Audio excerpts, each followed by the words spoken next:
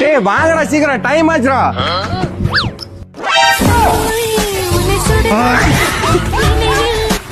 என்ன அவ்வளவு கொட்டாய் விடுறா? ஒண்ணு இல்ல நீ ஏறுறா.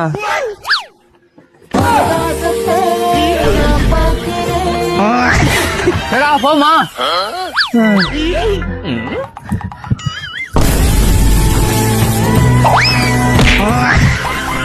ஒரு வார்த்தை என்று சொல்லப்போவா? மாப்பிள ஜட்டி போடலையா? மாப்பிள சிங்கத்தை கூழ்ல அடிச்சு பழக்கமே இல்ல, பிரியா விட்டு தான் பழக்கம்.